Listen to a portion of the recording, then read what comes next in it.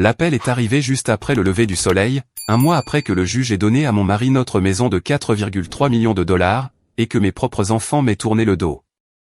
Je me tenais dans ma petite cuisine, tenant une tasse de café léger à deux mains, essayant de les empêcher de trembler, quand une voix sérieuse a dit « Maman, c'est le détective Ross du département de police de Cedar Hills. Votre mari, Richard Carter, a été retrouvé mort ce matin. » Pendant une seconde, j'ai oublié comment respirer. La tasse m'a échappé des doigts et s'est brisée sur le sol. Mon mari m'avait volé ma maison, m'avait coupé de mes enfants et petits-enfants, et avait dit à toute la famille que j'étais le problème. Maintenant, il était mort. Puis le détective a dit quelque chose qui a fait s'écouler le sang de mon visage. Avant de mourir, votre mari a laissé un message avec votre nom. Qu'est-ce que Richard avait fait maintenant? Et pourquoi avais-je l'impression que sa punition ne faisait que commencer? Je m'appelle Martha Carter. J'avais 68 ans quand ma vie a été déchirée en deux et la première moitié était construite sur le silence. J'avais l'habitude de croire que le silence maintenait la paix dans une famille.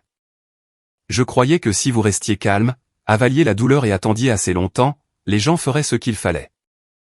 Je croyais que l'amour pouvait adoucir les cœurs durs. Je croyais qu'une femme qui donnait tout serait protégée à la fin. J'avais tort. Richard et moi étions mariés depuis 43 ans. Quand je l'ai rencontré, j'avais 25 ans et lui 27. Grand, charmant, drôle, et plein de projets. Il vendait des maisons pour gagner sa vie et pouvait faire en sorte que n'importe qui se sente en sécurité en 2 minutes. Il me tenait la main en public. Il ramenait des fleurs à la maison sans raison. Il m'embrassait le front et me disait qu'un jour nous vivrions dans une maison si belle que nos petits-enfants couraient en riant dans chaque pièce. Cette partie s'est réalisée. Le reste, non. Au fil des ans, Richard a changé si lentement que je n'ai presque pas remarqué. D'abord, il est devenu acerbe avec les serveurs, puis impoli avec les voisins, puis froid avec moi. Il aimait le contrôle. Il aimait être obéi. Il aimait prendre toutes les décisions et n'entendre personne le questionner. Quand nos 2 enfants étaient jeunes, je lui trouvais des excuses. Il travaille dur. Il est fatigué. Il est juste stressé. J'ai dit ces choses pendant des années. Je les ai dites si souvent que j'ai commencé à les croire moi-même. Nous avions 2 enfants, Daniel et Rebecca. Je les aimais de tout mon cœur. Daniel était l'aîné de 3 ans. Il était intelligent, calme, et voulait toujours l'approbation de son père. Rebecca était plus douce et plus ouverte quand elle était jeune. Elle s'asseyait avec moi dans la cuisine pendant que je cuisinais des tartes et me racontait toutes les pensées de sa tête. Mais les enfants grandissent et la peur grandit avec eux. Richard ne voulait pas seulement le respect. Il voulait la loyauté. Une loyauté totale. Celle qui pousse les gens à ignorer ce qu'ils voient. Celle qui pousse les enfants à protéger le parent le plus fort parce qu'ils ont peur de le perdre. Au moment où nos enfants étaient grands, Richard contrôlait la plupart des choses dans notre famille. Il contrôlait l'argent. Il contrôlait l'information. Il contrôlait qui entendait quelle histoire. S'il était en colère contre moi, il ne criait pas toujours. Parfois, il souriait. Parfois, il parlait si calmement que c'était pire que de crier. Il disait des choses comme « Personne ne te croira plus que moi, Martha ». Ou il disait « Si tu fais des problèmes, tu perdras tout ». Et petit à petit, j'y ai cru aussi. La maison était le joyau de sa fierté. Elle était située sur une colline au-dessus de Cedar Hills, en pierre blanche, avec des volets noirs, de hautes fenêtres, une large véranda, une longue allée, et un jardin. Et j'ai planté des roses, de la lavande, et des citronniers dans de grands pots. Richard aimait dire aux gens qu'elle valait 4,3 millions de dollars. Il prononçait le chiffre comme certains hommes prononcent leur propre nom, comme si cela prouvait son importance. Mais cette maison n'était pas seulement la sienne. J'ai aidé à la construire. J'ai aidé à choisir chaque carreau de sol, chaque couleur de peinture, chaque luminaire. Je suis resté éveillé la nuit avec des factures et des plans. J'ai accueilli ses clients dans cette salle à manger. J'ai organisé des événements caritatifs dans ce jardin. J'ai élevé nos enfants dans ces couloirs. Je me suis assise sur les escaliers devant la chambre de Daniel quand il a pleuré après son premier chagrin d'amour. J'ai tenu Rebecca dans la cuisine quand elle a perdu son premier bébé. J'ai bercé chaque petit enfant dans le grand fauteuil bleu près de la fenêtre du salon familial. Cette maison contenait toute ma vie. Puis un jour, Richard a décidé de me la prendre. Cela a commencé après sa fête de 70 ans. La fête semblait magnifique de l'extérieur. Des guirlandes lumineuses pendaient au-dessus du jardin. Un groupe de jazz jouait près de la fontaine. Nos petits-enfants se poursuivaient sur la pelouse. Rebecca a apporté un gâteau au citron. Daniel a ouvert du vieux vin que Richard avait gardé pendant des années. Tout le monde souriait pour les photos. Tout le monde disait les bonnes choses. Mais j'avais vu quelque chose cet après-midi-là qui m'avait fait tordre l'estomac. J'étais monté chercher plus de serviettes dans le placard quand je suis passé devant le bureau de Richard. La porte était entr'ouverte. J'ai entendu sa voix basse et sérieuse et une autre voix au haut-parleur. Un homme. Je n'avais pas l'intention d'écouter, mais ensuite j'ai entendu mon propre nom. Faites les papiers avant qu'elle ne sache ce qui se passe, a dit Richard. Une fois l'ordonnance du tribunal en place, elle sera hors de la maison et hors de l'accès au trust familial. Je ne veux pas que Martha parle aux enfants tant que ce n'est pas terminé. J'ai figé dans le couloir. L'autre homme a demandé, et les enfants? Richard a répondu, ils feront ce que je leur dirai. Ils le font toujours. Mon cœur a commencé à battre si fort que ça me faisait mal. Je me suis reculé de la porte si vite que j'ai heurté le mur. Je suis resté là, tenant les serviettes contre ma poitrine, essayant de comprendre ce que je venais d'entendre. Ordonnance du tribunal, hors de la maison, hors de la famille. Cette nuit-là, j'ai essayé de lui parler après le départ des invités. Richard était dans la cuisine en train de se servir un verre. Il n'a pas semblé surpris quand j'ai demandé « Quel papier me caches-tu » Il a pris une lente gorgée et a posé le verre. « Tu aurais dû frapper avant d'écouter aux portes, a-t-il dit. »« Alors c'est vrai, ai-je murmuré. »« Tu prévois quelque chose contre moi. » Il s'est appuyé contre le comptoir et m'a regardé avec un petit sourire fatigué, le genre qu'il utilisait quand il voulait me faire sentir insignifiante. « Tu es devenue instable, Martha. Tu oublies des choses. Tu contraries les gens. Les enfants sont inquiets. » Je l'ai regardé fixement. Ce n'était pas vrai. Puis il a prononcé la phrase qui a tout changé. Je dépose une demande pour te retirer de la maison et protéger cette famille de ton comportement. J'ai ri parce que j'avais vraiment pensé avoir entendu des bêtises. Protéger la famille de moi. Mais Richard n'a pas ri. Tu ne me mettras pas dans l'embarras durant mes dernières années. Il a dit, j'ai construit cette famille. J'ai construit cette maison. Et si je dois choisir la paix plutôt que tes sentiments, je le ferai. Je l'ai regardé longtemps. Puis j'ai dit la seule chose honnête dans mon cœur. Je t'ai donné toute ma vie. Son visage ne s'est pas adouci. C'était ton choix, a-t-il dit. L'affaire devant le tribunal a avancé vite, trop vite. Richard s'y était déjà préparé. Il avait des papiers, des déclarations, des relevés financiers, même des lettres d'un médecin que j'avais vu seulement 2 fois, tordues pour me faire paraître confus et instable. Il avait engagé un avocat coûteux. Il avait convaincu Daniel et Rebecca que j'avais besoin de repos et de supervision. Il leur avait dit que je devenais paranoïaque. Il leur avait dit que j'imaginais des choses. Il leur avait dit que j'étais devenu amer et difficile. Pire encore, il l'avait cru. Ou peut-être avait-il peur de ne pas le faire. Je me souviens encore d'être assise dans cette salle d'audience. Mes mains étaient jointes sur mes genoux si fermement que mes doigts étaient engourdis. Richard était assis en face de moi dans un costume bleu foncé, calme comme toujours. Il ne me regardait pas. Daniel et Rebecca étaient assis derrière lui, l'un de chaque côté comme des gardes. Quand le juge a statué que Richard aurait le contrôle temporaire total de la propriété et de l'accès au trust familial pendant que le reste était examiné, j'ai eu l'impression que le sol s'ouvrait sous moi. Puis Richard s'est tenu devant le tribunal et a dit la chose la plus cruelle qu'il ait jamais dite devant nos enfants. Vous ne verrez pas les petits-enfants tant que ce n'est pas réglé. Je ne vous laisserai pas empoisonner la famille contre moi. Rebecca a commencé à pleurer. Daniel a regardé le sol. Personne ne m'a défendu. Je n'ai pas crié. Je n'ai pas supplié. Je n'ai pas argumenté. J'ai juste regardé chacun d'eux un par un et j'ai compris une vérité douloureuse. Le silence n'avait pas sauvé ma famille. Le silence les avait entraînés à accepter ma douleur. Cette nuit-là, j'ai fait une valise et j'ai quitté la maison que j'avais aimée pendant la moitié de ma vie. J'ai emménagé dans un petit cottage en location de l'autre côté de la ville.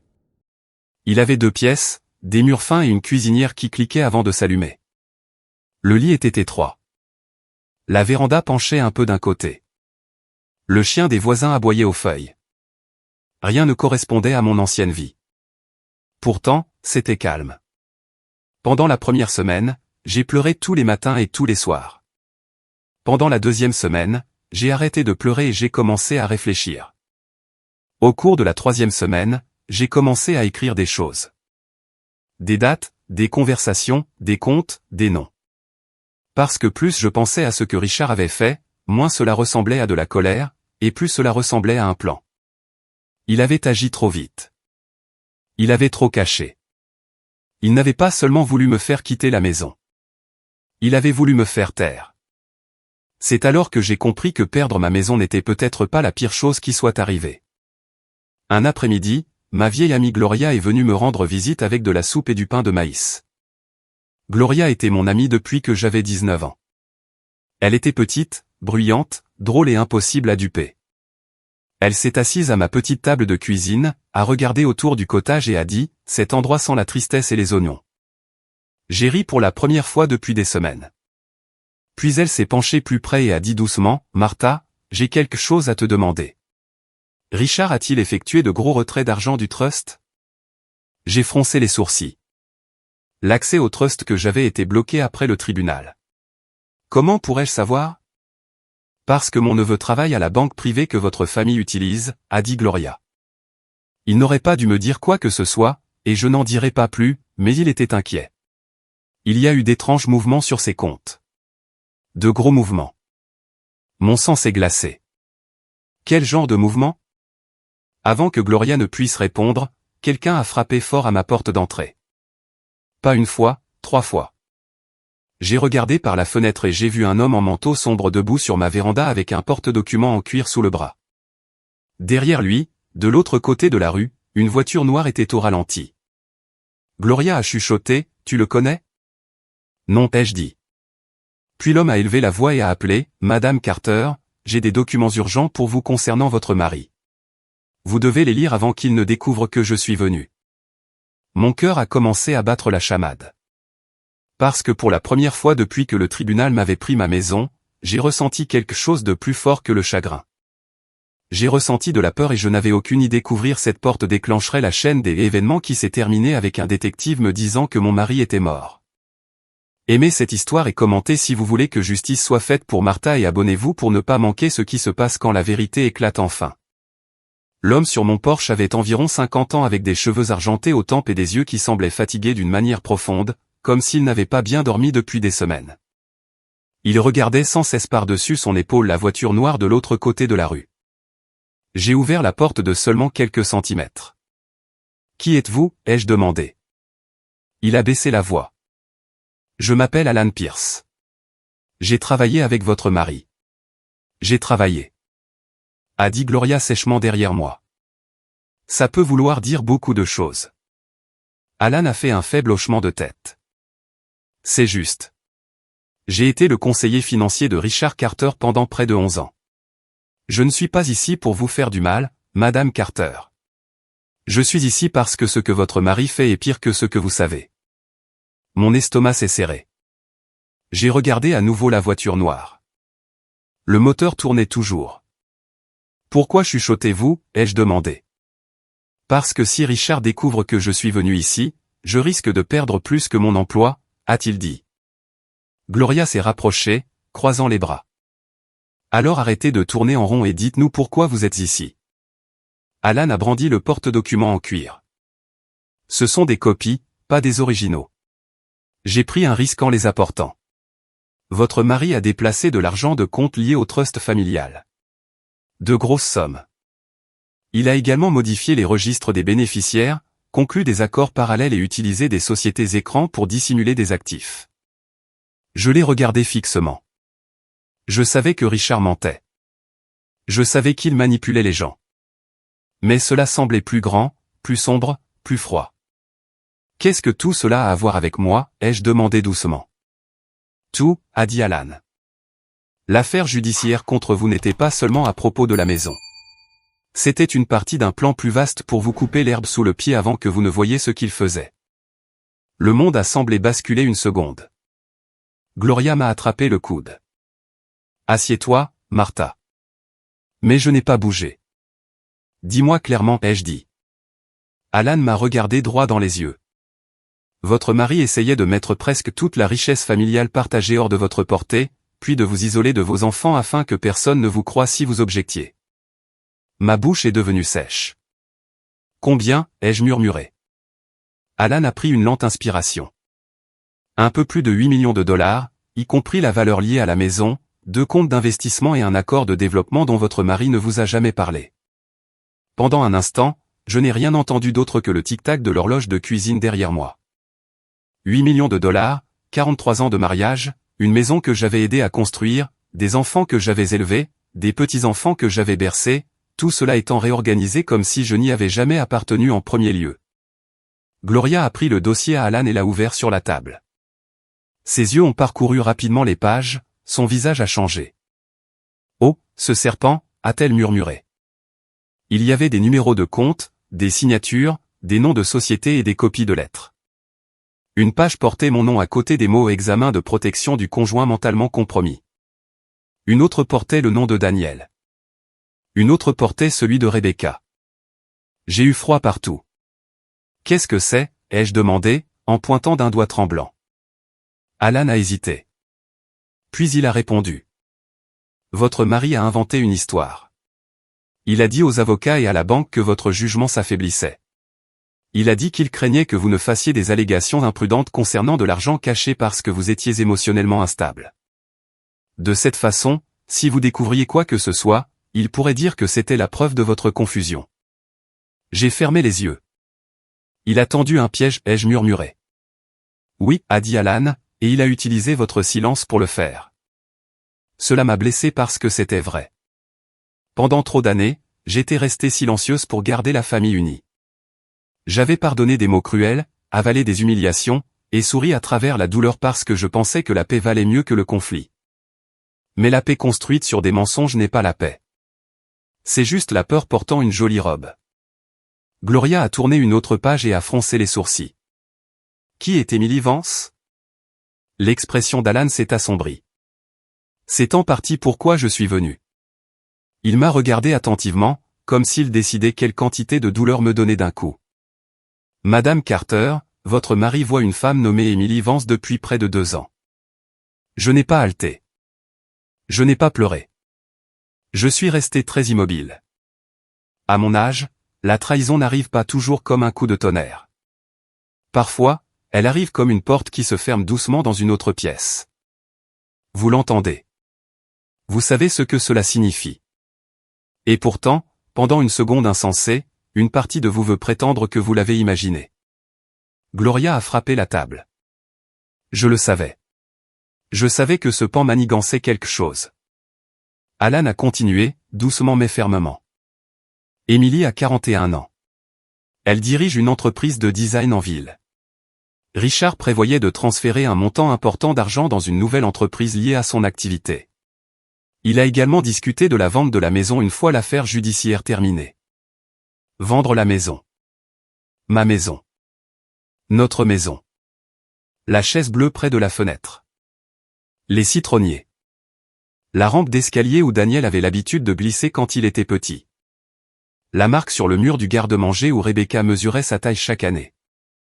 Il allait vendre tout ça. Un son étrange s'est échappé de moi, entre un rire et un sanglot. Gloria a levé les yeux rapidement. Martha, je vais bien, ai-je menti. Non, tu ne vas pas bien, a-t-elle dit. Et c'est normal parce que c'est diabolique. Alan s'est redressé. Je ne peux pas rester longtemps. Mais il y a plus. Votre fils et votre fille pourraient ne pas connaître toute la vérité. Je l'ai regardé avec acuité. Que voulez-vous dire par « pourrait ne pas » ? Je veux dire que Richard leur a probablement raconté une histoire partielle. Il les a peut-être convaincus qu'il protégeait les biens familiaux de vous, mais j'ai vu des messages suggérant qu'il prévoyait de les réduire, eux aussi.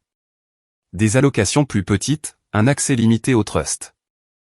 Il voulait contrôler tout le monde. Cela ressemblait exactement à Richard. Il n'avait jamais vraiment voulu de partenaire. Il voulait des gens autour de lui qui applaudiraient quand il claquait des doigts. Je me suis lentement enfoncé dans une chaise. Alors pourquoi m'aider, monsieur Pierce? Alan n'a pas répondu tout de suite. Ses yeux se sont tournés à nouveau vers la voiture noire. Parce que mon nom figure sur certains de ces documents, parce que j'ai aidé à déplacer des choses que j'aurais dû remettre en question plus tôt. Parce que la semaine dernière, j'ai découvert qu'il prévoyait de me blâmer si quoi que ce soit était révélé. Et parce que ma femme m'a regardé ce matin et a dit, si tu sais que cet homme est en train de détruire une famille et que tu ne dis rien, alors tu l'aides à le faire. C'était la première chose honnête que j'avais entendue d'un étranger depuis longtemps. Gloria a hoché la tête une fois. Votre femme est intelligente. Alan a eu un petit sourire fatigué. Elle l'est généralement. Puis son visage est redevenu sérieux. Il y a une dernière chose. J'ai entendu Richard au téléphone il y a 3 nuits. Il a dit, une fois que Martha sera complètement coupée, je pourrai finir de nettoyer le vieux désordre et passer à autre chose. Vieux désordre, ai-je répété. Alan a hoché la tête. Je ne sais pas exactement ce qu'il voulait dire, mais cela ne semblait pas être seulement de l'argent. Un frisson m'a parcouru. Les secrets de famille ont une odeur. Même avant de savoir ce qu'ils sont, vous les sentez dans la pièce. Quelque chose de vieux, quelque chose d'enterré, quelque chose que personne ne veut toucher. Alan a poussé le dossier vers moi. Faites des copies de tout. Cachez-les. Ne dites à personne que vous les avez, surtout pas à vos enfants avant de savoir où ils en sont. Et s'il vous plaît, Madame Carter, soyez prudente. Il s'est reculé vers le porche. Attendez, ai-je dit. Pourquoi cette voiture est-elle là? Alan l'a regardé, puis m'a regardé de nouveau. Parce que je ne pense pas être le seul à avoir remarqué d'étranges mouvements d'argent. Puis il est parti. Il a marché d'un pas rapide vers une vieille berline garée à un demi-pâté de maison, est monté et est parti sans regarder en arrière. Une seconde plus tard, la voiture noire de l'autre côté de la rue a également démarré. Gloria a fermé la porte et l'a verrouillée. Je n'aime pas ça du tout, a-t-elle dit. Moi non plus. Le petit cottage a soudainement semblé trop petit, comme si les murs s'étaient inclinés vers l'intérieur. Nous avons passé l'heure suivante à lire chaque page du dossier. Une partie était difficile à comprendre, mais suffisamment avait du sens. Richard avait ouvert des entreprises aux noms anodins, transféré de l'argent du trust par le biais de transactions immobilières et préparé des lettres qui me dépeignaient comme instables et dangereuses pour l'harmonie familiale. Il y avait aussi des emails avec Emily Vance concernant des rénovations, des voyages et ce qu'elle appelait notre futur chapitre. Notre futur chapitre? J'ai mis ma main sur ma bouche et j'ai détourné le regard. Gloria s'est adoucie un peu et s'est assise à côté de moi. Tu veux la vérité ou le confort, Martha? À un autre moment de ma vie, j'aurais pu choisir le confort. Pas ce jour-là. La vérité, ai-je dit. Alors la voici. Richard ne t'a pas seulement trahi. Il t'a remplacé dans son esprit bien avant de te traîner devant les tribunaux. Il vivait la vie que tu avais construite et planifié une nouvelle fin brillante avec une autre femme, utilisant tes propres enfants comme bouclier. J'ai hoché la tête lentement car chaque mot sonnait juste. Et pourtant, sous toute cette douleur, quelque chose d'autre s'éveillait en moi. Pas de rage, pas encore. De la clarté. Ce soir-là, Gloria a insisté pour rester avec moi.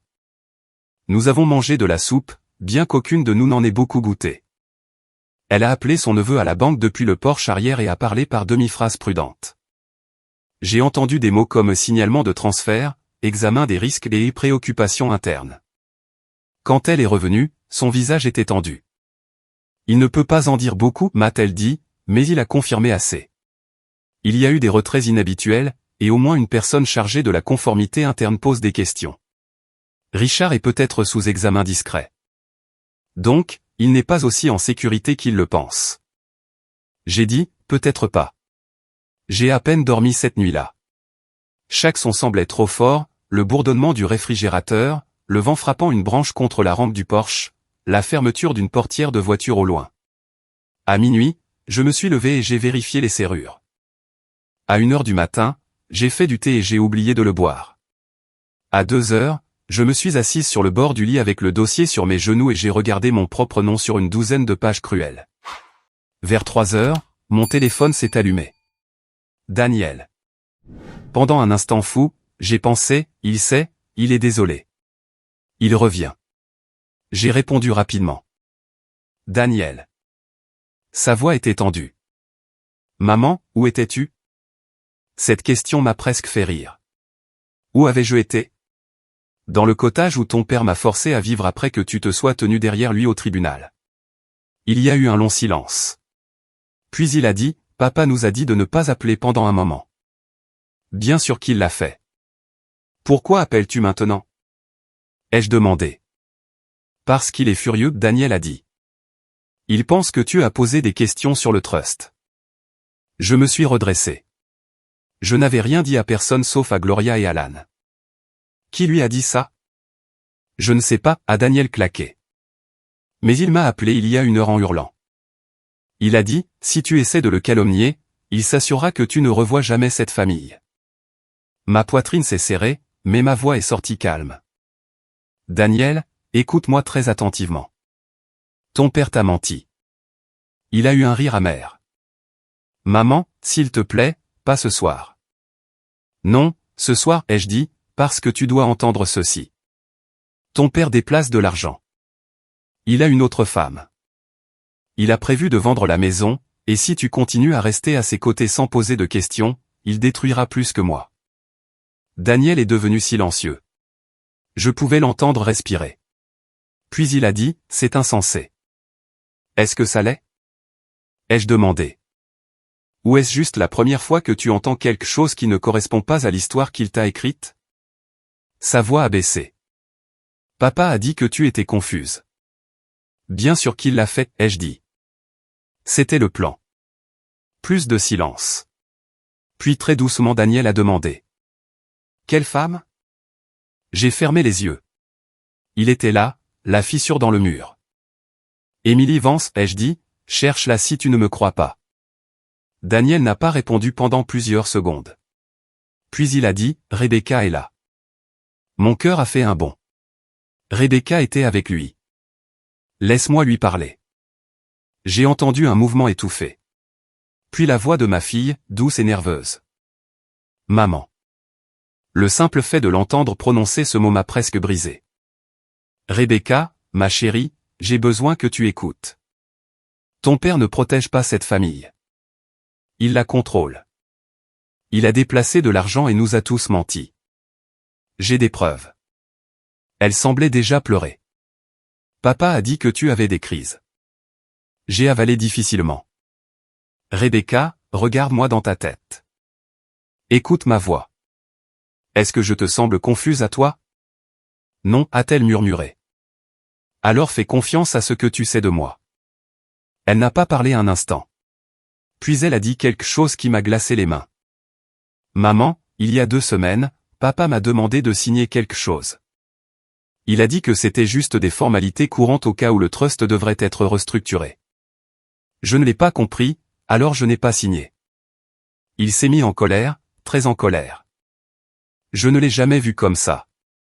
Gloria, qui était assise de l'autre côté de la pièce, faisant semblant de ne pas écouter, s'est lentement levée. Qu'est-ce que disaient les papiers? Ai-je demandé. Je ne me souviens pas de tout, a dit Rebecca, la voix tremblante. Mais Emily Vance était listée quelque part. Je pensais qu'elle était peut-être avocate ou quelque chose comme ça. Non, ai-je dit. Puis Daniel est revenu en ligne. Maman, où gardes-tu les preuves? Mon estomac s'est noué. Cette question est venue trop vite. Pourquoi, Daniel? Parce que papa est en train de sortir en ce moment, a-t-il dit. La pièce est devenue silencieuse. Quoi? Il vient de quitter la maison, Daniel a dit. Il était furieux. Il n'arrêtait pas de dire, si Martha a eu des documents, je m'en occuperai moi-même. Gloria a attrapé ses clés sur la table. Verrouille toutes les portes, a-t-elle chuchoté. La voix de Daniel était instable maintenant. Maman, je pense qu'il vient à ton cottage. Je me suis levé si vite que la chaise a raclé fort sur le sol. Dehors, des phares ont balayé ma fenêtre avant. Puis est venu le bruit des pneus crissant sur le gravier. Et avant que je puisse parler de nouveau, quelqu'un a frappé du poing contre ma porte d'entrée si fort que tout le cadre a tremblé. Le premier coup contre la porte a été si fort qu'il a fait vibrer la vaisselle dans mon placard de cuisine. Le deuxième a fait que Gloria a attrapé le tisonnier de la cheminée à côté du petit faux radiateur dans le coin. Le troisième est venu avec la voix de Richard. « Martha, ouvre cette porte tout de suite. » J'avais vécu avec cette voix pendant 43 ans. Je connaissais chaque version. Douce en public, froide en privé, tranchante quand il était en colère, dangereuse quand il était calme. Celle-là était dangereuse, a chuchoté Gloria. « N'ouvre pas. » Je n'avais pas l'intention de le faire. Richard a frappé à nouveau à la porte. « Je sais que tu es là. Ouvre-la avant que je n'aggrave les choses. » Mon cœur battait si fort que je pouvais le sentir dans ma gorge. Pendant une seconde, je suis retourné dans l'ancienne maison, des années plus tôt, debout dans notre chambre alors qu'il me parlait sur le même ton, celui qui disait qu'il croyait que le monde entier lui appartenait. Mais quelque chose avait changé. J'avais peur. Oui, je tremblais. Mais je n'étais pas la même femme qui restait immobile et espérait que le silence la sauverait. J'ai fait un signe de tête à Gloria. « Appelle la police. » Elle avait déjà son téléphone. Richard a crié à nouveau. « Tu n'as aucune idée de ce dans quoi tu te mêles, Martha. Ces papiers ne t'appartiennent pas. » Cette phrase m'a traversé. Non pas parce qu'elle m'a fait peur, mais parce qu'elle a tout prouvé. Les papiers étaient réels. Il le savait. Il savait ce que j'avais.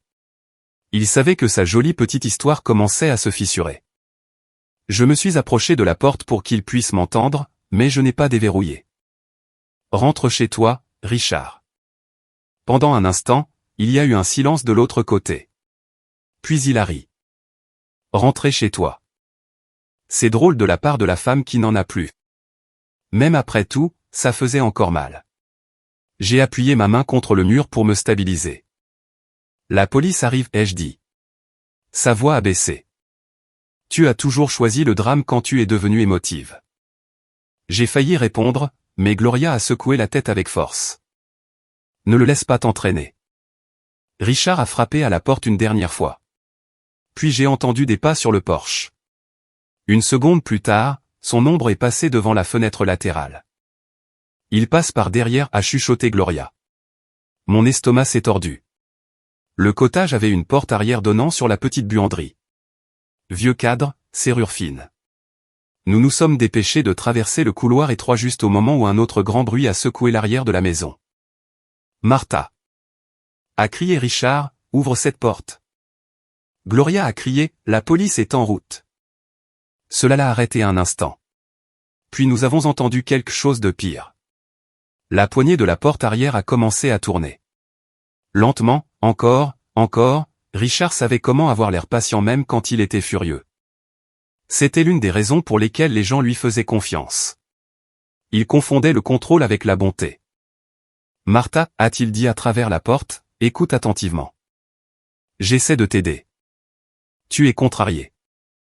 Tu laisses les gens te remplir la tête de bêtises. Donne-moi le dossier et nous pourrons arranger ça tranquillement. » Tranquillement. Ce mot avait régi toute ma vie. Accepte ça tranquillement. Pardonne ça tranquillement. Reste à ta place tranquillement. Laisse-le raconter l'histoire tranquillement.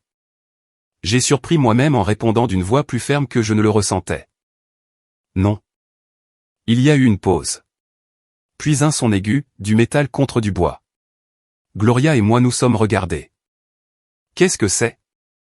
Elle chuchotait. Elle était pâle. Quelque chose dans la serrure. Mes mains sont devenues froides. « Richard, ai-je dit plus fort. Si tu entres par effraction dans cette maison, tu seras arrêté. » Puis il a dit quelque chose qui a fait ramper la peur le long de ma colonne vertébrale. Qui a dit quelque chose à propos de s'introduire par effraction? La serrure a tremblé. Il avait une clé. Bien sûr qu'il en avait une. Mon esprit s'est emballé. Comment? Puis je me suis souvenu. Le cottage appartenait à un homme du country club de Richard. Richard le connaissait probablement. Peut-être qu'il avait obtenu un double. Peut-être qu'il avait tout planifié depuis le début. La clé a tourné à moitié. La vieille serrure s'est bloquée. Dieu merci pour la quincaillerie bon marché. Gloria m'a attrapé le bras et m'a tiré vers la cuisine. Fenêtre, a-t-elle chuchoté. La fenêtre au-dessus de l'évier donnait sur la cour latérale, trop petite pour que nous puissions passer. La fenêtre avant était plus large, mais elle donnait sur la route et le porche. Et puis, heureusement, nous avons entendu des sirènes. Loin, mais qui approchaient. Richard les a entendus, lui aussi. Tout est devenu silencieux. Puis sa voix a changé. Plus de colère, plus de menaces, juste ce ton lisse et poli qu'il utilisait devant les étrangers.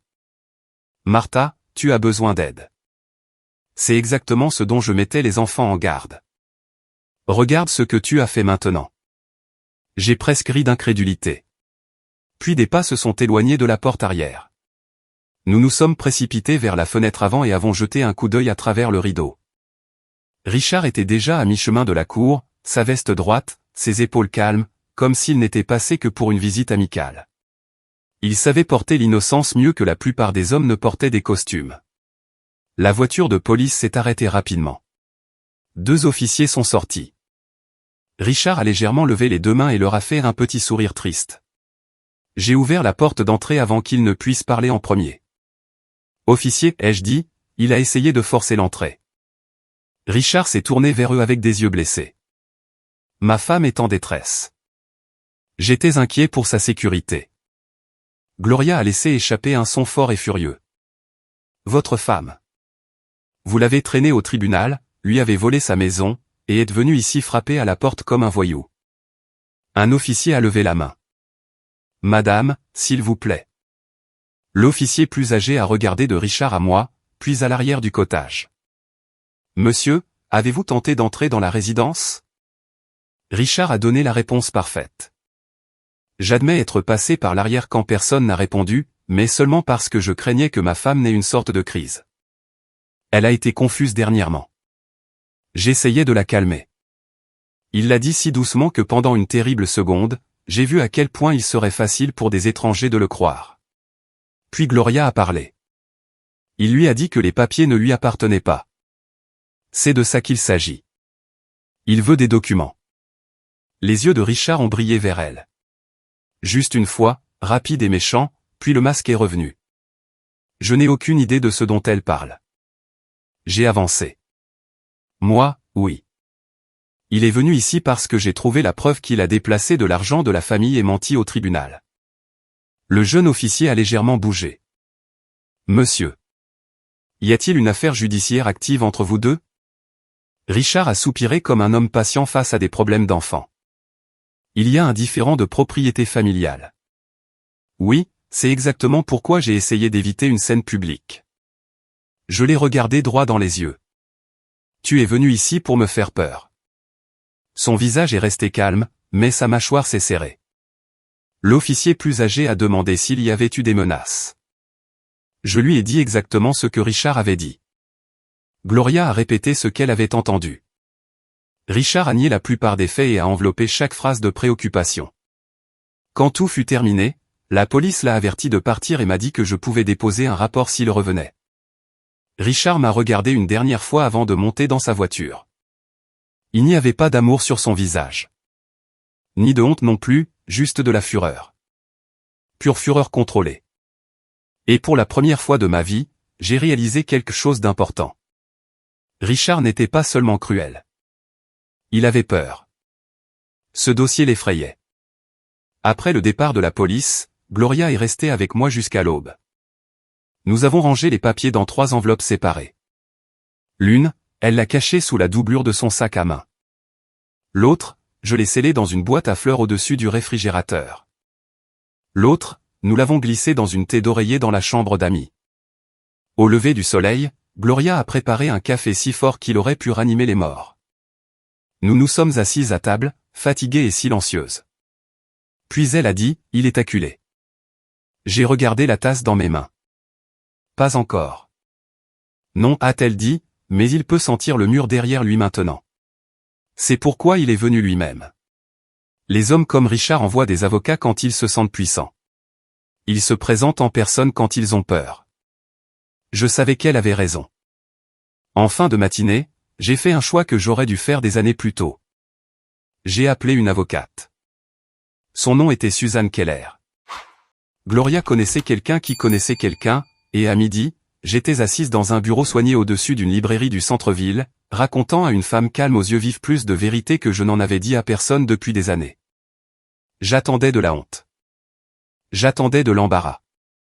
Au lieu de cela, Suzanne a écouté sans sourciller, puis a posé des questions claires d'une voix qui m'a fait sentir pour la première fois depuis longtemps que je n'étais pas folle. Quand je lui ai montré les copies d'Alan Pierce, elle les a lues lentement, une par une. Puis elle a levé les yeux. Madame Carter, votre mari n'a pas seulement essayé de vous chasser de votre maison. D'après ce que je peux voir, il a peut-être déformé les faits au tribunal, manipulé les structures du trust et dissimulé des actifs importants. Si cela tient la route, l'affaire change complètement. Ma poitrine s'est serrée. Alors je ne suis pas trop tard. Elle s'est penchée en arrière sur sa chaise. Non, mais vous risquez d'être à nouveau déjoué si vous agissez émotionnellement au lieu de stratégiquement. Ce mot m'a fait sourire un peu. Stratégiquement ? J'avais passé la majeure partie de mon mariage à survivre à Richard. Maintenant, quelqu'un me parlait comme si je pouvais le battre. Suzanne a continué, ne confrontez pas vos enfants avec tout à la fois. N'avertissez pas Richard. Ne laissez personne savoir combien de preuves vous avez. Nous agissons avec prudence. Tranquillement. J'ai presque tressailli au mot, mais cette fois, cela signifiait quelque chose de différent. Pas un silence né de la peur.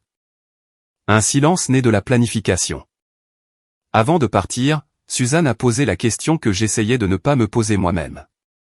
Croyez-vous que vos enfants l'ont sciemment aidé à commettre une fraude ? J'ai regardé les papiers. Je ne sais pas, ai-je dit honnêtement.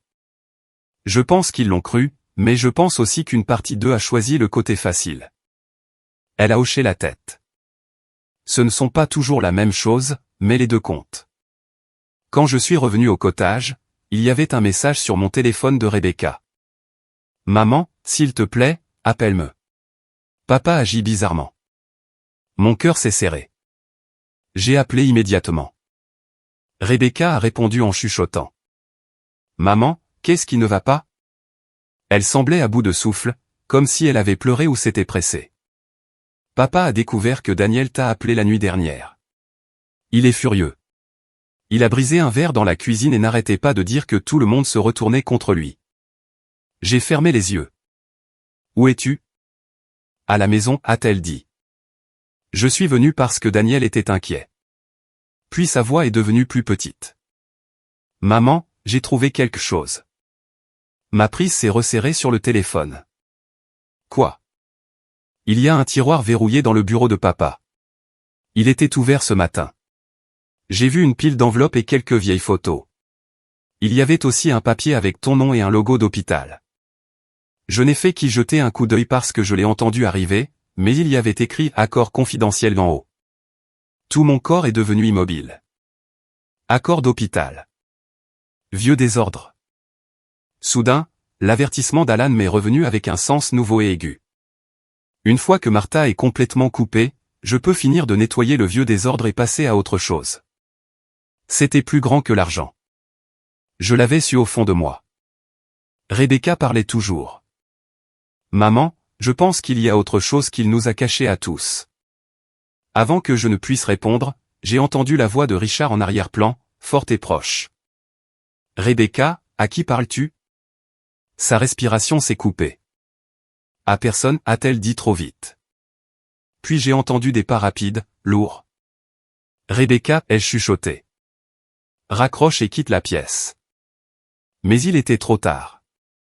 La voix de Richard a explosé à travers le téléphone. Donne-moi ça.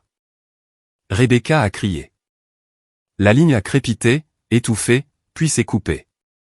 Je suis resté figé dans ma petite cuisine, le téléphone pressé contre mon oreille, le cœur battant la chamade. Puis 10 secondes plus tard, mon téléphone a vibré à nouveau. Un SMS de Daniel. Maman, n'appelle pas Rebecca. Papa a trouvé les photos. Il sait qu'elle les a vues. Il vient de dire quelque chose qui n'a aucun sens. Il a dit qu'elle n'était jamais censée découvrir ce qui était arrivé au premier bébé. J'ai lu le message 2 fois. Puis une troisième fois. Le premier bébé. Ma main a commencé à trembler si fort que j'ai failli laisser tomber le téléphone parce que Rebecca avait perdu son premier enfant il y a des années. Du moins, c'est ce que Richard nous avait toujours dit. Et soudain, j'ai su, avec une terreur si profonde qu'elle me glaçait les os, que le secret de famille que Richard cachait pourrait être bien pire que la trahison, bien pire que l'argent, et bien pire que la maison qu'il m'avait volée. Pendant un long moment, je n'ai pas pu bouger. Je suis resté là, dans ma cuisine, fixant le SMS de Daniel, tandis que la pièce autour de moi semblait devenir silencieuse d'une manière étrange et lourde. La petite horloge au mur continuait de tic-tac. La bouilloire sur la cuisinière a sifflé doucement. Une voiture est passée dehors. Des sons normaux, des sons ordinaires, mais plus rien ne semblait normal. Le premier bébé. Rebecca avait 27 ans quand elle est tombée enceinte pour la première fois. Elle et son mari, Scott, étaient si heureux. Nous avions tous été heureux. Elle avait tricoté de minuscules chaussettes jaunes pâles parce qu'elle disait vouloir que la chambre d'enfant ressemble au soleil. Je l'avais aidé à peindre de petits nuages sur le mur de la chambre d'enfant. Daniel avait plaisanté en disant qu'il apprendrait le baseball au bébé avant qu'il ne puisse marcher. Même Richard avait l'air fier à l'époque. Puis une nuit, alors que Rebecca était enceinte de 7 mois, Richard a appelé et a dit qu'il y avait eu une terrible urgence. Il a dit que Rebecca avait eu des problèmes alors que Scott était en déplacement professionnel. Il a dit qu'il y avait eu des complications. Il a dit que le bébé n'avait pas survécu. Je me souvenais encore à quel point Rebecca avait l'air faible dans son lit d'hôpital après cela. Pâle, hébétée, vide. Elle n'arrêtait pas de pleurer et de dire qu'elle ne se souvenait pas de tout. Richard nous a tous dit de ne pas la perturber avec trop de questions. Il a dit que les médecins voulaient le calme, pas le stress. Il a dit que la douleur était suffisante sans la lui faire revivre. Et parce que nous étions en deuil, et parce que Richard avait toujours l'air si sûr, et parce que j'avais passé trop d'années à faire confiance au silence, j'avais obéi. Maintenant, tout mon corps était froid. Qu'était-il arrivé à ce bébé? Qu'avait fait Richard? Gloria était de l'autre côté de la pièce, pliant du linge de la sécheuse quand elle a vu mon visage. Martha, qu'est-ce qu'il y a? Je lui ai tendu le téléphone sans parler. Elle a lu le texte de Daniel, puis a levé les yeux si vite que ses lunettes ont failli glisser. Non, non, non, non. C'était exactement ce que je ressentais. J'ai attrapé mon sac à main et mes clés. Je vais voir Rebecca. Gloria s'est déplacée aussi vite. Tu n'y vas pas seule. Nous avons conduit à la grande maison en silence. Tout le long du chemin, mon cœur me semblait trop grand pour ma poitrine. Je n'arrêtais pas de penser à Rebecca dans cette chambre d'hôpital il y a des années, à ses larmes, à la façon dont elle s'était accrochée à moi et avait dit « Maman, quelque chose ne va pas » et je lui avais caressé les cheveux et lui avais dit que le chagrin pouvait rendre la mémoire fragmentée. J'avais pensé que je la réconfortais. Maintenant, je me demandais si j'avais aidé à enterrer la vérité. Quand nous avons tourné dans la longue allée, j'ai vu Daniel debout sur le porche d'entrée. Il avait l'air pâle et plus vieux qu'une semaine plus tôt. La peur fait ça aux gens. Elle enlève les excuses et laisse la vérité sur leur visage. Il a descendu les marches en hâte dès que nous sommes sortis. Maman, entre. Dépêche-toi. Où est Rebecca, ai-je demandé. Dans la cuisine. Elle est secouée. Papa est parti il y a 20 minutes. Parti où? Je ne sais pas, a dit Daniel. Il était furieux. Il n'arrêtait pas de dire qu'il devait arranger ça avant que tout ne s'effondre. Tout s'était déjà effondré. Nous sommes entrés. La maison sentait toujours la même chose, le citron poli et les fleurs fraîches. Mais maintenant, cela semblait faux, comme entrer dans une belle pièce et réaliser qu'il y avait de la pourriture sous le plancher. Rebecca était assise à la table de la cuisine, les deux mains serrées autour d'un verre d'eau. Son visage était rouge d'avoir pleuré. Quand elle m'a vu, elle s'est levée si vite que la chaise a raclé le carrelage. Maman. Je l'ai tenue avant qu'elle ne puisse dire autre chose. Elle tremblait dans mes bras comme elle l'avait fait quand elle était petite et faisait des cauchemars. Je suis là, ai-je chuchoté. Je suis là. Elle s'est reculée et m'a regardé avec des yeux humides. J'aurais dû t'écouter. La douleur dans sa voix m'a presque brisé. Daniel a détourné le regard. Je me suis assise avec eux à table. Gloria est restée debout près de l'entrée, comme un chien de garde en chaussures confortables. Dis-moi tout, ai-je dit. Rebecca a pris une respiration tremblante. Ce matin, après hier soir, je savais que quelque chose n'allait pas. Papa avait à peine dormi. Il n'arrêtait pas de faire ses valises, de vérifier son téléphone, de marmonner tout seul. Quand il est monté prendre une douche, je suis allé dans son bureau. Le tiroir était juste un peu ouvert. J'ai vu de vieux papiers d'hôpital, des photos et quelques enveloppes. Une photo ressemblait à un bébé dans une couverture d'hôpital. J'ai trouvé ça étrange parce que je n'ai jamais eu de photo après avoir perdu mon bébé. Papa disait toujours qu'il n'y en avait pas parce que tout s'était passé trop vite. Mon estomac s'est tordu. Continue. Elle a hoché la tête et essuyé son visage. J'ai pris un papier. Il y avait mon nom dessus.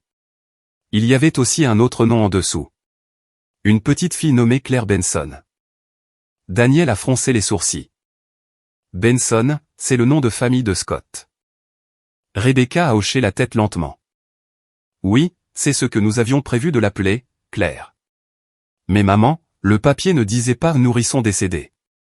Il disait l'autorisation de transfert. Point. La pièce est devenue silencieuse. J'ai senti le sang quitter mon visage. Autorisation de transfert, ai-je répété.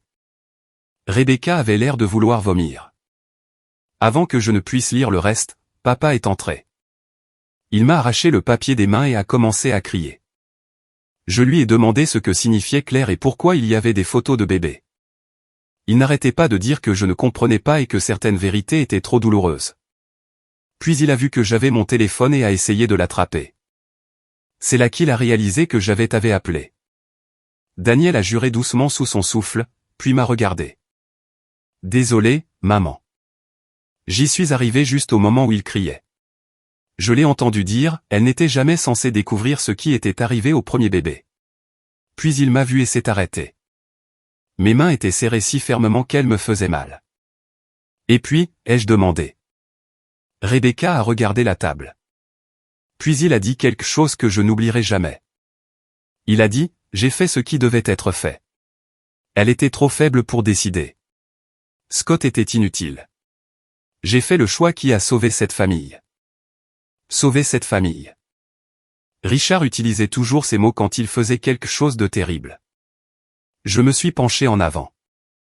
Rebecca, ma chérie, j'ai besoin que tu sois courageuse en ce moment. Il y a des années, après la naissance, qu'est-ce que tu te souviens? Elle a fermé les yeux. Pas grand-chose. C'est ce qui m'effraie. Je me souviens de la douleur. Je me souviens des lumières vives. Je me souviens avoir demandé où était mon bébé.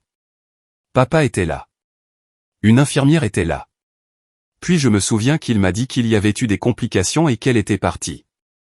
J'étais sous sédatif et confuse. Plus tard, quand Scott est revenu de son voyage de travail, papa lui a dit la même chose. Scott voulait des dossiers, mais papa a dit que ça ne ferait que me détruire davantage. Puis Scott et moi étions si brisés que tout s'est brouillé. Nous avons arrêté de poser des questions parce que le chagrin nous tuait déjà. Daniel a juré doucement sous son souffle, puis m'a regardé. Désolé, maman. J'ai tendu la main vers Rebecca. As-tu déjà vu un certificat de décès? Ses yeux se sont ouverts rapidement. Non. Des dossiers d'hôpital. Non. Des registres d'inhumation. Sa bouche s'est lentement ouverte. Non. Gloria a claqué une main sur le comptoir. Parce qu'il n'y en avait probablement pas. Rebecca a recommencé à pleurer, mais cette fois c'était différent. Pas seulement du chagrin, du choc, de la rage, le genre de douleur qui vient quand une vieille blessure s'ouvre soudainement et que vous réalisez qu'elle n'a jamais été guérie, seulement recouverte. Daniel avait l'air malade. Tu penses que Claire a vécu? Je me suis tourné vers lui. Je pense que nous avons à faire face à cette possibilité. Pendant quelques secondes, personne n'a parlé. Puis Daniel a dit ce qu'aucun de nous ne voulait dire. Si Claire a vécu, où est-elle maintenant? Cette question planait sur la cuisine comme un orage. Je me sentais faible. Quelque part là-bas pouvait être une petite fille qui avait grandi sans sa mère parce que Richard avait décidé qu'il savait mieux. Ou pire, parce qu'il voulait quelque chose. Rebecca a chuchoté, pourquoi ferait-il ça? Les mots d'Alan me sont revenus. Vieux désordre. Finir de le nettoyer. Puis quelque chose a fait tilt. Pas l'argent, le contrôle, la réputation, l'image de la famille. J'ai regardé mes enfants. Parce qu'ils ne supportaient pas l'imperfection, ai-je dit, parce qu'ils voulaient une famille parfaite et une histoire parfaite. Si le bébé était malade, Sourou avait toute condition qu'il pensait faible ou difficile, il a peut-être pris une décision sans le dire à personne, il s'est peut-être dit qu'il protégeait le nom de la famille. Rebecca m'a regardé fixement. Sourd. Le mot m'a frappé fort. Pourquoi as-tu dit sourd? Elle a essuyé ses joues. Parce que je me souviens de quelque chose maintenant. Un médecin a dit qu'il voulait plus de tests auditifs. Papa s'est mis en colère. Il a dit qu'il n'y aurait pas d'étiquette sur sa petite fille avant même qu'elle ne rentre à la maison. Gloria a couvert sa bouche. Oh, ce monstre! Ma poitrine me faisait mal. Un bébé sourd. Un homme contrôlant obsédé par l'image. Une fille sous sédatif et en deuil. Un gendre en déplacement. Des papiers d'hôpital cachés pendant des années. La forme de la vérité devenait plus claire. Et elle était laide. Daniel s'est levé et a commencé à faire les 100 pas. Nous avons besoin de preuves. Nous avons besoin de l'hôpital. Nous avons besoin de Scott. Au son de son nom, Rebecca a tressailli. Scott et moi avons divorcé 2 ans plus tard, a-t-elle dit doucement. Nous n'avons jamais survécu à la perte de Claire. Il se blâmait d'être absent. Je me blâmais de ne pas me souvenir. Nous nous sommes tous deux effondrés. J'ai tendu la main sur la table et j'ai serré sa main. Rien de tout cela n'était de ta faute. Elle a hoché la tête une fois, mais je pouvais voir qu'elle ne m'écoutait qu'à moitié. Les gens font ça quand le passé change soudainement de forme. Ils vous regardent, mais ils sont à l'intérieur de vieux souvenirs. Ouvrir des boîtes qu'on leur avait dit de ne jamais toucher. J'ai appelé Suzanne depuis la table et lui ai tout raconté. Elle est restée silencieuse pendant plusieurs secondes, puis a prononcé des mots qui m'ont glacé. Ne confrontez plus Richard sans soutien juridique. S'il y a eu un transfert de garde frauduleux ou une adoption non autorisée, ce n'est plus seulement une affaire de famille. Cela pourrait impliquer une exposition criminelle et une responsabilité civile. Je veux chaque document, chaque nom, chaque date aujourd'hui. Puis elle a ajouté très soigneusement. Martha, si votre mari pense que cette vérité est sur le point d'éclater, il pourrait paniquer. Trop tard, ai-je pensé. Il avait déjà paniqué. J'ai terminé l'appel et me suis retourné vers mes enfants. Nous avons besoin de Scott, ai-je dit. Rebecca avait l'air terrifiée. Et s'il me déteste? Il ne le fera pas, ai-je dit. Pas quand il apprendra la vérité. Daniel l'a appelé parce que les mains de Rebecca tremblaient trop fort. Scott est arrivé en moins d'1 heure. Il avait l'air plus vieux que dans mes souvenirs, avec des yeux fatigués et un visage prudent, mais dès qu'il a vu Rebecca pleurer à table, toute cette prudence a disparu. Qu'est-ce qui s'est passé? Il a écouté pendant que Daniel expliquait. Au début, il est resté immobile d'une manière étrange, comme un homme qui se transformait en pierre de l'intérieur. Puis sa mâchoire s'est serrée si fort que j'ai cru qu'il allait se casser une dent. J'ai demandé des dossiers à l'époque, a-t-il dit. Richard m'a dit que j'étais cruel d'insister auprès de Rebecca. Il a dit que l'hôpital avait déconseillé les détails à cause de son état. J'aurais dû insister davantage. Rebecca a commencé à sangloter. Scott s'est approché d'elle sans réfléchir et lui a tenu les épaules. Ce n'est pas ta faute, a-t-il dit. Tu m'entends? Pas ta faute. Pour la première fois de la journée, j'ai vu un peu de chaleur revenir sur le visage de Rebecca. Une chaleur douloureuse, mais réelle. Scott s'est tourné vers moi. J'ai toujours de vieux emails et des relevés d'assurance en stockage. Je n'ai jamais rien jeté. Je ne pouvais pas. Peut-être qu'il y a quelque chose là-bas. Bien, ai-je dit, nous avons besoin de tout. Pendant les 3 heures suivantes, nous avons rassemblé des papiers, de vieux dossiers du bureau, des dossiers d'assurance de Scott, des copies du tribunal de mon dossier, des notes du neveu de Gloria à la banque, soigneuses et limitées. Suzanne a envoyé une associée junior pour récupérer les scans. Le soir, la table de cuisine ressemblait à une salle de guerre. Et d'une certaine manière, ce n'était plus une guerre pour l'argent, une guerre pour la vérité. Alors que le soleil se couchait, Daniel a trouvé quelque chose dans un vieux meuble de classement familial à l'étage. Il est descendu portant un album photo avec un visage que je n'avais pas vu depuis des années. Émilie Vance. La pièce est redevenue silencieuse. Qu'est-ce que ça fait là? Ai-je demandé. Daniel a ouvert l'album à une page de photos de gala de charité d'il y a 8 ans. Elle était là, plus jeune, souriante, debout à côté de Richard et d'un autre couple. Rebecca a froncé les sourcils. Je connais son visage. Moi aussi. Lentement. Puis je me suis souvenu. Elle n'était pas entrée dans la vie de Richard il y a 2 ans. Elle était là depuis bien plus longtemps. Cette femme avait autrefois travaillé avec une fondation familiale privée que Richard présidait. À l'époque, elle gérait les événements et les relations avec les donateurs. Elle avait été polie, élégante, oubliable de la manière dont certaines personnes dangereuses sont oubliables jusqu'à ce qu'il soit trop tard. Scott s'est penché sur l'album. Attends, il y a de l'écriture au dos de cette photo. Daniel l'a retourné. Mon estomac s'est serré. En écriture soignée, il était écrit, pour Richard. Merci de m'avoir aidé à trouver la bonne famille pour le petit ange, Evie. Personne n'a parlé. Personne n'a même respiré. Rebecca a arraché la photo de ses mains tremblantes et l'a lue encore et encore comme si les mots pouvaient changer. La bonne famille, a-t-elle chuchoté. Scott a eu l'air de vouloir exploser. Il a vendu notre enfant dans un arrangement? J'ai secoué la tête immédiatement. Non, pas vendu, ai-je dit, bien que ma voix tremblait aussi. Nous ne le savons pas encore, mais il l'a prise. Il a pris ton bébé et l'a placé quelque part. Rebecca a émis un petit son brisé. Claire a vécu. Toutes ces années, Claire a vécu. Puis le téléphone de Daniel a sonné. Il a regardé l'écran et est devenu pâle. C'est papa. Mets-le sur haut-parleur, a dit Gloria. Daniel a répondu. Papa. La voix de Richard est arrivée, forte et essoufflée. Où est ta mère? Daniel m'a regardé. J'ai hoché la tête pour qu'il ne dise rien. Papa, qu'est-ce qui se passe? Richard l'a ignoré. Écoutez attentivement. Aucun de vous ne sait ce que vous croyez savoir. J'ai fait un choix difficile il y a des années parce que cet enfant aurait ruiné la vie de Rebecca. Rebecca a haleté et s'est couverte la bouche. Le visage de Daniel est passé de la peur au dégoût. Tu parles de sa fille. Richard a continué, sa voix maintenant presque folle. Ce bébé n'était pas normal. Les médecins ont dit qu'il y aurait des problèmes coûteux, des problèmes à vie.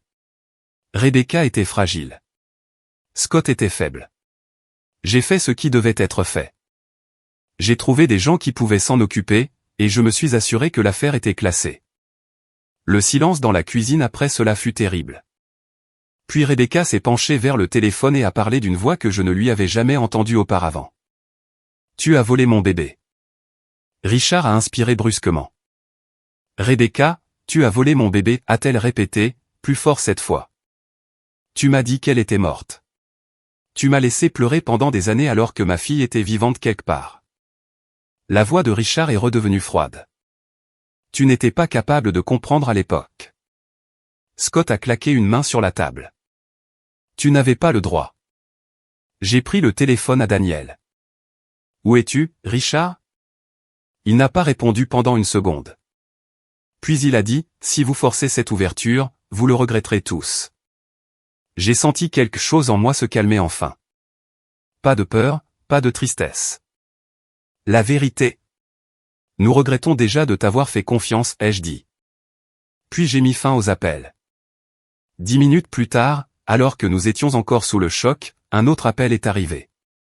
Cette fois, c'était le détective Ross. Madame, a-t-il dit, je dois vous informer que des unités de patrouille ont trouvé votre voiture de mari abandonnée près de Mill Creek Road. Nous essayons de le localiser maintenant. Il y a des signes qu'il est parti en hâte. De plus, sur la base de nouvelles informations que nous venons de recevoir, nous devons vous poser des questions sur une adoption privée qui a pu avoir lieu il y a environ 24 ans. Ma main s'est resserrée autour du téléphone. Avant que je ne puisse répondre, la lumière du détecteur de mouvement avant s'est allumée dehors. Daniel a regardé vers la fenêtre. Il y a quelqu'un dans l'allée. Nous nous sommes tous tournés. Une jeune femme sortait d'une voiture argentée, tenant une enveloppe dans une main, et regardant la maison comme si elle avait toutes les raisons du monde d'être là, et toutes les raisons du monde d'avoir peur. La jeune femme semblait n'avoir pas plus de 24 ans. Elle avait des cheveux blonds foncés attachés en queue de cheval lâche, un long pull gris, et des yeux nerveux qui passaient de la maison aux fenêtres comme si elle décidait de courir. Mon cœur a commencé à battre d'une nouvelle manière. Rebecca s'est levée si vite que sa chaise a basculé en arrière. L'enveloppe dans la main de la jeune femme portait un mot écrit en encre bleue soignée sur le devant. Martha. Je me suis dirigé vers la porte d'entrée avant que quiconque ne puisse m'arrêter. Gloria est venue avec moi. Daniel et Scott sont restés près derrière. Rebecca tremblait si fort que j'ai cru que ses genoux allaient céder. Quand j'ai ouvert la porte, la jeune femme a avalé difficilement et a demandé « Êtes-vous Martha Carter ?» Oui, ai-je dit. Ses yeux se sont remplis de larmes immédiatement. Puis elle a regardé au-delà de moi, droit vers Rebecca. Et en cette seule seconde, je l'ai vue. La forme des yeux.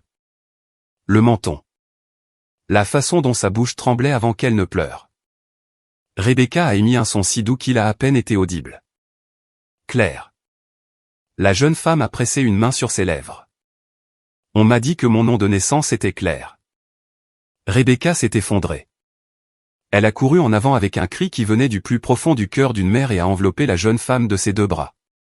Pendant un petit instant, Claire s'est figée de choc. Puis elle s'est accrochée tout aussi fort. Je me suis détourné et j'ai couvert ma bouche parce que je ne pouvais pas arrêter de pleurer. Après 24 ans de chagrin, de mensonges et de silence, Rebecca tenait la fille qu'on lui avait dit être morte. Nous avons fait entrer Claire. Elle s'est assise à la table de la cuisine, toujours serrant l'enveloppe. Rebecca s'est assise à côté d'elle, la fixant comme si elle avait peur de cligner des yeux et de la perdre à nouveau. Scott avait l'air anéanti. Daniel avait l'air stupéfait. Gloria semblait prête à se battre contre le ciel lui-même si quelqu'un essayait de reprendre cette fille. Claire a pris une respiration tremblante. Je ne savais pas avec certitude avant hier. J'ai toujours su que j'étais adopté, mais mes parents m'ont dit que c'était privé et compliqué. Ils étaient plus âgés quand ils m'ont adopté. De bonnes personnes, très gentilles. Ils sont morts à 3 ans d'intervalle et après le décès de ma mère le mois dernier, j'ai trouvé des lettres dans une boîte verrouillée. L'une d'elles portait votre nom. Une autre portait le sien. Elle n'a pas dit Richard. Elle n'en avait pas besoin. Je me suis assise en face d'elle. Comment nous as-tu trouvé? Elle m'a tendu l'enveloppe. À l'intérieur se trouvait une photocopie d'une vieille lettre d'Emily Vance. Elle disait que si quelque chose arrivait et si la vérité devenait nécessaire, Claire devrait être informée que Martha Carter était la seule personne de la famille qui pourrait encore avoir une conscience assez forte pour faire passer l'amour avant l'image. J'ai eu la nausée. Emily savait, a dit Gloria. Claire a hoché la tête lentement. Elle savait tout. Elle a écrit qu'elle avait aidé à organiser l'adoption par le biais de contacts privés il y a des années. Elle a également écrit que Richard a insisté pour que ma mère biologique ne soit jamais informée parce que le bébé était né avec une perte auditive et qu'il pensait que cela ruinerait la famille.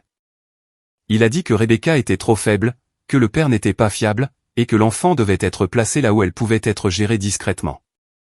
Rebecca a lâché un sanglot brisé. Gérée discrètement. La même vieille maladie, le même vieux poison. Claire a regardé Rebecca les larmes aux yeux. Je suis désolé.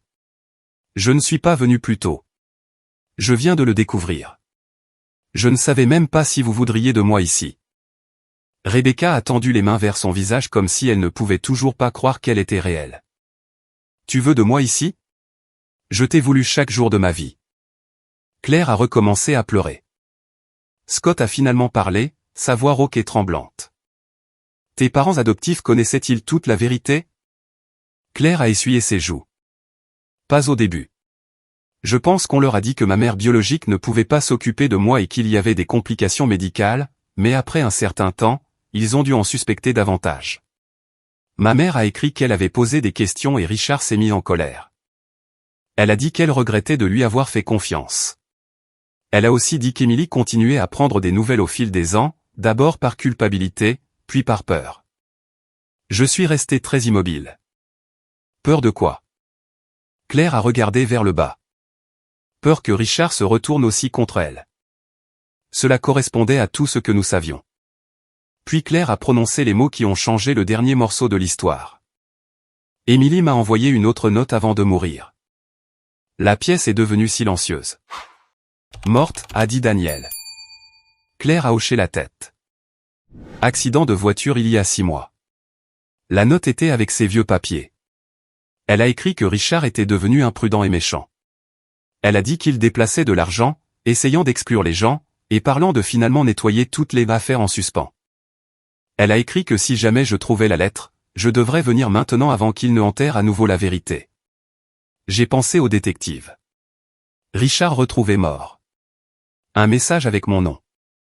Soudain, toutes les pièces ont commencé à s'assembler. Une adoption privée construite sur des mensonges. De l'argent en mouvement. Des enfants contrôlés. Une maîtresse portant des secrets. Un vieil homme paniqué essayant de tout retenir à 2 mains, puis tout glissant. Le détective Ross est arrivé 20 minutes plus tard avec un autre officier. Cette fois, il s'est assis à la table de la cuisine et a tout écouté. Claire lui a donné les lettres. Suzanne est arrivée peu après, calme et féroce comme toujours, et a pris des notes. Scott a trouvé une ancienne demande d'assurance qui prouvait que le séjour à l'hôpital ne correspondait pas à l'histoire de Richard. Il n'y avait pas de dossier de décès de nourrisson joint. Il y avait une note de transfert de sortie à la place, partiellement codée, mais suffisamment réelle pour compter. Puis le détective nous a dit ce qu'ils avaient trouvé. Richard avait été découvert plus tôt ce matin-là près d'une route de cabane vidant dehors de la ville. Il s'était effondré à côté de sa voiture. Il n'y avait aucun signe que quelqu'un l'avait attaqué. L'examen médical préliminaire indiquait qu'il était décédé d'un événement cardiaque, probablement provoqué par un stress sévère. Dans la voiture, ils ont trouvé un sac rempli d'argent, de dossiers juridiques et d'un enregistreur numérique. Ma poitrine s'est serrée. Le message ai-je dit. Le détective Ross a hoché la tête. Il a cliqué sur l'enregistreur. La voix fatiguée de Richard a rempli la cuisine. Si cela arrive à Martha, alors les choses sont allées plus loin que prévu. J'ai fait ce que j'ai fait parce que la faiblesse détruit les familles. Je ne laisserai pas un enfant endommagé et faire s'effondrer tout ce que j'ai construit. Rebecca aurait gâché sa vie. Scott l'aurait déçu. Martha aurait rendu tout cela émotionnel et désordonné. J'ai choisi l'ordre. J'ai choisi la survie. Si quelqu'un me juge, il devrait se demander s'il aurait eu la force de faire ce qui était nécessaire. La pièce était silencieuse quand cela s'est terminé. Puis Gloria a dit ce que nous pensions tous. Cet homme est mort avec la tête à l'envers. Oui, il l'était. Richard n'était pas désolé. Il ne s'était pas repenti. Il avait simplement perdu le contrôle. C'était sa punition. Non seulement la mort, mais la vérité qui éclatait après tout son travail pour la cacher. Au cours des semaines suivantes, tout a changé. L'affaire judiciaire a été annulée presque aussi vite qu'elle avait commencé. Suzanne a prouvé que Richard avait dissimulé des actifs et induit le tribunal en erreur. La maison et les principales affaires du trust ont été gelées, puis restructurées correctement. Rebecca et Daniel ont été pleinement impliqués dans l'examen. Les transferts cachés ont été tracés. Alan Pierce a coopéré avec les enquêteurs, et parce qu'il a finalement dit la vérité, il a évité les pires conséquences. Le neveu de Gloria a aidé la banque à régler les comptes signalés. Scott a rouvert les dossiers juridiques familiaux liés à la naissance et à l'adoption de Claire. Surtout, Claire est restée. Au début, juste pour quelques jours, puis plus longtemps. Elle était sourde. Oui, elle portait des appareils auditifs et signait aussi magnifiquement avec des mains rapides et gracieuses. Elle a enseigné à Rebecca des signes simples à la table de la cuisine. Maman, amour, maison, encore. La première fois que Rebecca a signé « Je t'aime » à sa fille, elles ont toutes les deux tellement pleuré que même Daniel a dû se détourner et faire semblant d'inspecter la fenêtre. Scott et Claire ont également noué un lien prudent. Il ne s'est pas précipité. Il est venu. Il a écouté. Il a répondu honnêtement aux questions. Un soir, je les ai trouvés assis sur le porche arrière, riant devant de vieilles cartes de baseball et du mauvais café. C'était le genre de petite guérison qui semble ordinaire si vous ne savez pas à quel point elle a été difficile. Daniel a également changé. Il est venu me voir un après-midi alors que je taillais les roses mortes dans le jardin de la maison qui était enfin la mine à nouveau en vérité, pas seulement en souvenir. Maman, a-t-il dit, j'ai besoin de dire ceci clairement. Je t'ai déçu. J'ai posé les cisailles. Tu avais peur. Il a hoché la tête, les larmes aux yeux. Oui, mais j'ai aussi choisi le chemin facile parce que je voulais l'approbation de papa. Je me suis dit que rester silencieux signifiait rester loyal. Ce n'était pas le cas. Ça ne m'a rendu que faible. J'ai touché son visage comme je l'avais fait quand il était petit. Alors apprends de ça, ai-je dit. C'est ainsi que nous empêchons la douleur de devenir une tradition familiale. Rebecca a lentement progressé dans sa guérison, mais elle a progressé. Cela comptait. Elle avait perdu 24 ans avec sa fille, et rien ne pouvait lui rendre cela. Mais elle n'avait pas perdu pour toujours. Elle et Claire cuisinaient ensemble, marchaient ensemble, pleuraient ensemble. Certains jours étaient joyeux, certains jours étaient douloureux, mais tous étaient réels. Et après une vie de mensonges de Richard, le réel était un cadeau. Quant à moi, j'ai enfin compris la leçon que ma vie essayait de m'enseigner depuis des années. Le silence n'est pas toujours de la gentillesse. La paix n'est pas toujours bonne. Et la famille n'est pas celui qui exige votre obéissance. La famille est celui qui dit la vérité. La famille est celui qui protège les faibles. La famille est celui qui revient quand il serait plus facile de rester loin. Un dimanche après-midi, environ 2 mois après le retour de Claire, nous étions tous assis dans le jardin sous les guirlandes lumineuses que Richard utilisait autrefois pour montrer sa vie parfaite. Mais maintenant l'air était différent. Honnête, chaleureux, libre. Claire a signé quelque chose à Rebecca, puis m'a souri. Rebecca a ri à travers ses larmes et a traduit. Elle a dit, « Grand-mère, tu es la raison pour laquelle j'ai trouvé mon chemin ici. » J'ai regardé ma petite fille, ma vraie petite fille, vivante, forte et brillante, et j'ai senti quelque chose en moi s'apaiser enfin. Aucun tribunal ne pouvait me l'enlever. Aucun mensonge ne pouvait l'enterrer à nouveau. Aucune voix puissante ne pouvait la réécrire maintenant. J'avais perdu un mari. J'avais failli perdre mes enfants. J'avais été chassé de ma propre maison. Mais la vérité est revenue. Et quand elle est revenue, elle a ramené ma famille avec elle. C'est ainsi que mon mari a bouleversé son propre monde. Non pas parce que j'ai crié, non pas parce que j'ai supplié, mais parce que, quand le moment est venu, j'ai cessé d'être silencieuse. Et s'il y a une chose que je veux que quiconque écoute retienne, c'est ceci, quand quelqu'un utilise la peur pour contrôler les gens qu'il aime, ce n'est pas de la force. Quand quelqu'un cache la vérité pour protéger son image, ce n'est pas du leadership. Et quand votre cœur vous dit que quelque chose ne va pas, n'enterrez pas ce sentiment juste pour maintenir la paix. Faites confiance à votre instinct, parlez plutôt. Et ne laissez jamais personne vous convaincre que l'amour doit être silencieux pour être réel.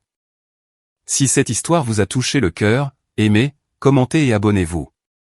Et dites-moi dans les commentaires ce que vous auriez fait si vous aviez été à la place de Martha.